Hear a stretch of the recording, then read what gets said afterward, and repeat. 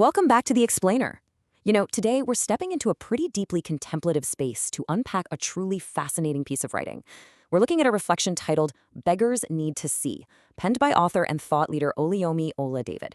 Now, right off the bat, this isn't your standard dry economic breakdown of poverty. Instead, she's offering us this incredibly profound, philosophical look at the very nature of begging, human resilience, and community dynamics. It's the kind of text that absolutely forces us to look inward just as much as we look outward. So let's just jump right in and explore her perspective. Right out of the gate, her piece completely flips the traditional script. She hits us with a really provocative question. What does your reaction to a beggar say about you? I mean, think about it. When we talk about poverty, we usually focus entirely on the person in need, right? But her work challenges us to turn that lens completely around. This is literally the underlying theme of her entire piece. It's way less about outlining some socioeconomic agenda and much more about examining the human heart and, really, our collective social fabric. Okay, so to really grasp her philosophy here, we kind of have to start with clear definitions. She explicitly defines a beggar as a person who lives by habitually or even occasionally asking for gifts. And then she carefully distinguishes this from a pauper, someone she defines as completely depending on outside help just for basic survival. By laying out these specific terms, she really grounds us. She's basically making sure we understand exactly the state of vulnerability she's analyzing before we go any deeper into her psychological breakdown of the whole situation. So, what actually drives a person to this point?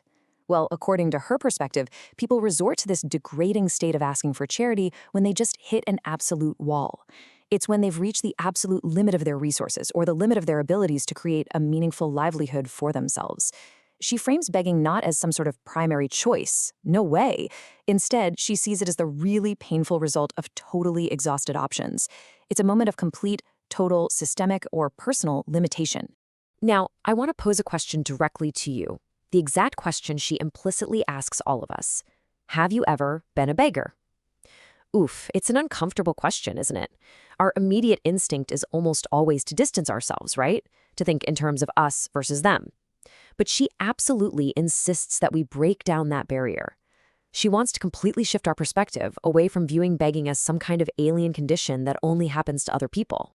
Actually, let's just pause for a second and let her words really sink in. Quote, as degrading as the status and outlook of a beggar is, most humans may have begged at some point in their life journey, unquote. She's pointing out something huge here. Asking for help, reaching that breaking point where you've completely exhausted your own resources and literally have to rely on the grace of others, that's actually a shared, universal human experience. I mean, we might not all stand on a street corner, sure, but we have absolutely all experienced deep vulnerability. And by recognizing this, she builds this incredible bridge of deep empathy. Now, what is truly fascinating to me is how she transitions this sense of empathy into a really sharp sociological critique. It's what I like to call the mirror effect. She argues that a beggarly state actually acts as a mirror. When someone asks for help, they are actively revealing the prevailing attitudes of the community around them. The beggar is essentially testing the moral and emotional waters of the society they're standing in.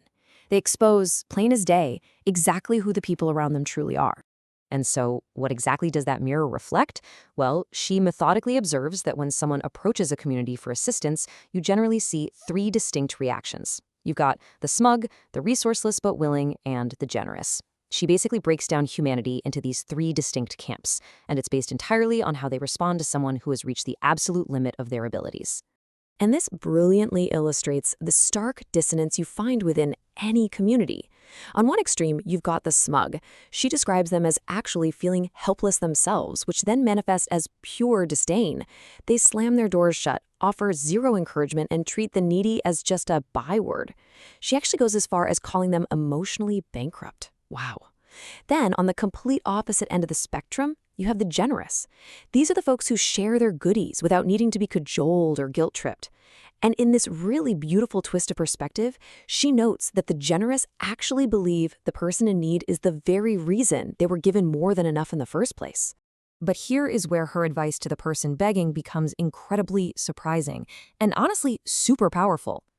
When faced with those smug, disdainful individuals, she doesn't advise anger. She doesn't advise despair. Instead, she advises pity. Yeah, pity. She suggests pitying their emotional bankruptcy. And even more radically, she counsels the person in need to resolve to pay back that disdain with goodness whenever they get the chance. I mean, it is just a stunning call to maintain your own high moral ground and inner dignity, even when society is treating you terribly. Then she shifts to address that middle group, the people who really wish they could help, but simply don't have the material resources to give. Now, instead of just dismissing them because they can't offer cash, she notes that these people will often point you toward other people or places for assistance. She beautifully calls these individuals wise-hearted. She urges us to really treasure the heart attitude of such people, reminding us to be profoundly thankful for the gift of having these wise-hearted folks on the earth. Because at the end of the day, guidance and empathy are resources that are just as valuable as cash, for sure. Now, this brings us to a really crucial turning point. After exploring the community's reaction, she pivots her focus back to how an individual can actually overcome this state of poverty. She writes, "All beggars have a blind spot to their potential to secure a steady stream of income for themselves." This is such a profound insight. What she's suggesting is that the sheer condition of extreme poverty often completely masks a person's own inherent capabilities from themselves. The potential is absolutely there. It is simply unseen. So why exactly does she believe this potential exists?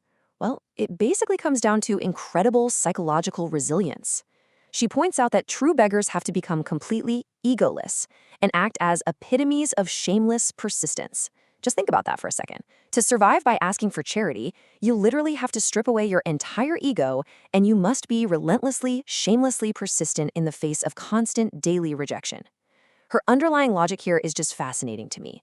If those incredibly powerful raw psychological forces, that egolessness and that persistence, could be recognized by the individual and redirected toward a productive endeavor, they could easily generate a steady income. It's a completely transformative way to look at the actual skill set of survival. So who is the brilliant mind behind these striking reflections? It is author Oluyemi Ola David, and it's really important to recognize her unique voice and vision here. She isn't just sitting in an ivory tower writing abstractly. No, her insights are clearly born from a deep, observant love for people and a really keen, boots-on-the-ground understanding of human behavior and societal structures. Let's take a quick look at how her background actually builds this unique perspective. She is a proud Nigerian who is deeply, passionately concerned with global development and transformation.